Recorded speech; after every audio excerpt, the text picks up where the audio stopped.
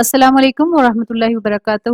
جیسے کہ ہمیں پتہ ہے کہ ہماری سب سے بہترین کتاب جو اللہ تعالیٰ نے ہمیں دی ہے وہ قرآن مجید کی شکل میں ہے، اور قرآن مجید کی فضیلت کے بارے میں کون نہیں جانتا، لیکن اس کے بارے میں آج ہم یہ دیکھیں گے کہ احادیث مبارکہ کیا آئی ہیں تاکہ ہم اس کی مزید فضیلت کو جان سکیں اور اس کو علم کے ساتھ عمل کرنے کی کوشش بھی کریں اس پر۔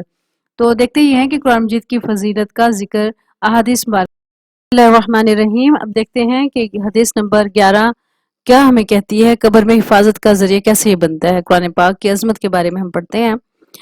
رسول اللہ صلی اللہ علیہ وسلم نے ارشاد فرمایا، آدمی جب قبر میں دفن کیا جاتا ہے تو فرشتے سر کی طرف سے عذاب دینے کے لیے آتا ہے، تو تلاوت قرآن پاک اسے دور کر دیتی ہے، یعنی اگر دنیا میں ہم اس کی تلاوت کرتے ہوں گے، جب فرشتہ سامنے سے آتا ہے تو صدقہ اسے دھکیل دیتا ہے، اور جب پاؤں کی طرف سے فرشتہ آتا ہے تو مسجد کی طرف چل کر جانا اسے دور کر دیتا ہے۔ یعنی یہ تمام اعمال ہماری محافظت کا سبب بن جائیں گے قبر میں، اگر ہم یہ تمام دنیا میں کرتے ہوں گے۔ تو آگے دیکھتے ہیں، قرآن مجید کی تلاوت صدقے کی طرح ہے۔ رسول اللہ صلی اللہ علیہ وسلم نے ارشاد فرمایا، قرآن کو اونچی آواز سے پڑھنے والا ایسے ہے جیسے کوئی دکھا کر صدقہ کرے، اور دھیمی آواز سے پڑھنے والا ایسے ہے جیسے کوئی چھپا کر صدقہ کرے۔ یعنی اونچی آواز میں بھی ہم قرآن پاک کو پڑھ سکتے ہیں، دھیمی آواز میں بھی پڑھ سکتے ہیں، لیکن سب سے زیادہ جو ہے نا اس کو دیکھنا ایسے ہے کہ ہم کس طریقے سے مطلب بعض لوگ ایسے قرآن پاک پڑھتے ہیں کہ ان کے ہونٹ بھی نہیں ہل رہے ہوتے، جو یہ بہت غلط طریقہ ہے۔ تو قرآن پاک پڑھتے ہوئے ہونٹ کا ہلنا لازمی ہے۔ یہاں سے یہ پتہ چل رہا ہے کہ آواز ہونی چاہیے، دھیمی آواز ہونی چاہیے یا اونچی آواز ہونی چاہیے۔ یہ دو طریقے قرآن پاک پڑھنے کے۔ تیسرا طریقہ جو آج کل رواج ہے کہ وہ بالکل ہونٹ بند کر کے قرآن پاک پڑھتے ہیں، یہ انتہائی غلط طریقہ ہے اور ناپسندیدہ ہے۔ تو ہمیں اسی طریقے سے پڑھنا چاہیے جیسا کہ ہمیں حکم دیا گیا ہے۔ قرآن مجید سے گھر میں برکت ہوتی ہے، تو اس کو ہم دیکھتے ہیں کہ کیسے برکت ہوتی ہے۔ سیدنا ابو ہریرہ کہا کرتے تھے کہ قرآن پاک پڑھنے کی وجہ سے گھر اپنے رہنے والوں کے لیے کشادہ ہو جاتا ہے، اس میں فرشتے حاضر ہوتے ہیں، شیطان اس گھر کو چھوڑ دیتے ہیں اور اس کی خیر و برکت بڑھ جاتی ہے، اور قرآن نہ پڑھنے کی وجہ سے گھر اپنے رہنے والوں کے لیے تنگ ہو جاتا ہے، اس میں فرشتے اس کو چھوڑ دیتے ہیں، شیطان اس میں بسیرا کر لیتے ہیں اور اس کی خیر و برکت کم ہو جاتی ہے۔ تو ہمیں اپنے گھروں میں لازمی قرآن پاک پڑھنے کا اہتمام کرنا چاہیے۔ یہ نہیں کہ لوگوں کو اکٹھا کیا اور پڑھانا شروع کر دیا، بلکہ کیا کرنا ہے، خود پڑھنا ہے، گھر والوں نے پڑھنا ہے۔ گھر ستاروں کی مانند، نبی کریم صلی اللہ علیہ وسلم نے ارشاد فرمایا، جس گھر میں قرآن مجید کی تلاوت کی جاتی ہے وہ آسمان والوں کو ایسے نظر آتا ہے جیسے زمین والوں کو ستارے نظر آتے ہیں۔ سبحان اللہ۔ ہدایت دینے والی کتاب، رسول اللہ صلی اللہ علیہ وسلم نے ارشاد فرمایا، اللہ عز و جل کی کتاب ہی اللہ کی رسی ہے، جو اس کی پیروی کرے گا وہ ہدایت پر رہے گا، اور جو اسے چھوڑ دے گا وہ گمراہی پہ رہے گا۔ یعنی اس کو پڑھیں، سمجھیں اور اس پر عمل کریں، اور یہ آسانی سے ہو سکتا ہے، اور نصیحت کے لیے قرآن پاک بہت آسان ہے۔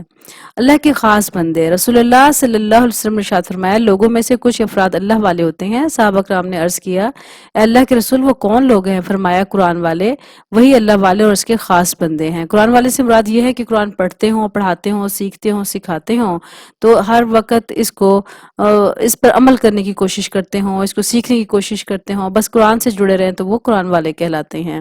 اللہ تعالی ہمیں قرآن والا بنائے، آمین یا رب العالمین۔ اچھا جی، پھر آگے دیکھتے ہیں قرآن مجید پڑھنے والے کے والدین کے لیے اجر۔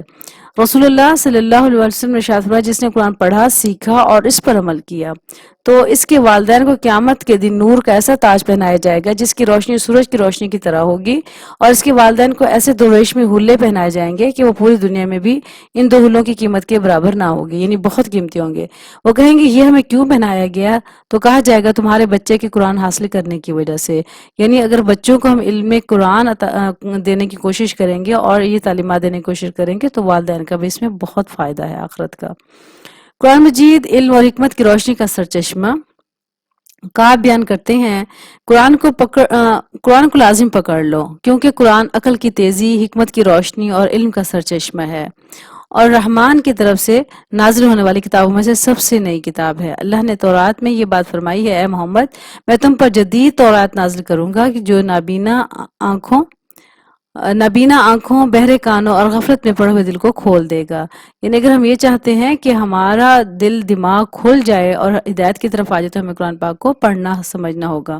قرآن مجید سکھانے کا اجر، نبی کریم صلی اللہ علیہ وسلم نے ارشاد فرمایا، جس نے اللہ عز و جل کی کتاب کی ایک آیت بھی سکھائی جب تک کہ اس کی تلاوت کی جائے گی، اس کا ثواب ہوگا۔ یعنی اگر ہم نے کسی قرآن پاک سکھا دیا اور وہ قرآن پاک پڑھے گا، سمجھے گا، سیکھے گا تو اس کا مسلسل ہمیں ثواب ملتا رہے گا، یعنی سکھانے والے کو۔